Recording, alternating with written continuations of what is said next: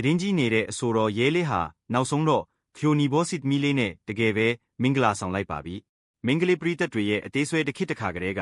အောင်မြင်မှုတရားဖူကိုစောင်းထားနိုင်ခဲ့တဲ့အဆိုတော်ရဲလေးတယောက်အားလုံးကိုအငတ်မင်သက်သွားစေမဲ့ထူးခြားတဲ့မင်္ဂလာသတင်းတစ်ခုကိုရုတ်တရက်ချပြလာပါတယ်အတိုင်းဝိုင်းကြားထဲမှာကောလာဟလတွေခဏခဏထွက်နေခဲ့ပြီမဲ့အခုနောက်ဆုံးမှာတော့အားလုံးမျှော်လင့်မထားတဲ့အချစ်ခီးလန်းကိုအကောင့်ထဲပေါ်ပြလိုက်တာပဲဖြစ်ပါတယ်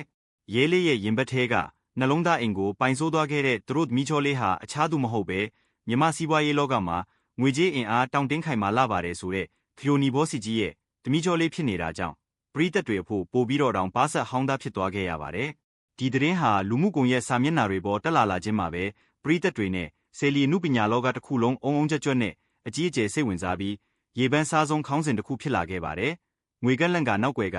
အချစ်ဇလန်တပုတ်လိုရွှေလက်တွဲသွားခဲ့ကြတဲ့အဆိုတော်ရဲလေးနဲ့ခရိုနီဘောစစ်မီလေးတို့ရဲ့စိန်စီထားတဲ့မင်္ဂလာဆောင်တွဲပုံရိပ်တွေကိုပရိသတ်ကြီးလည်းအမြန်ဆုံးမြင်ကျင်တွေ့ကျင်နေကြပြီမလားဒါဆိုရင်တော့ရွှေဘောစစ်မီနဲ့ဖူးစာဆောင်သွားတဲ့အဆိုတော်ရဲလေးရဲ့ခမ်းနားထဲဝါလာတဲ့မင်္ဂလာပွဲပြင်ဆင်တွေဆယ်လီတို့ရဲ့ထူးခြားဆန်းတဲ့နောက်ဆုံးရသတင်းတွေကိုမျက်ခြေမပြတ်ချက်ချင်းသိရဖို့အတွက်လိုက်လှုပ်ထားဖို့လုံးဝမမေ့နဲ့ဦးနော်မင်္ဂလာဦးမောင်နှံအတွက်ပရိသတ်ကြီးရဲ့ဆူတောင်းစကားတွေကိုလည်းအောက်ကကွန်မန့်မှာတယောက်တစ်ခွန်းစီရေးသားပေးခဲ့ကြပါဦးခင်ဗျာ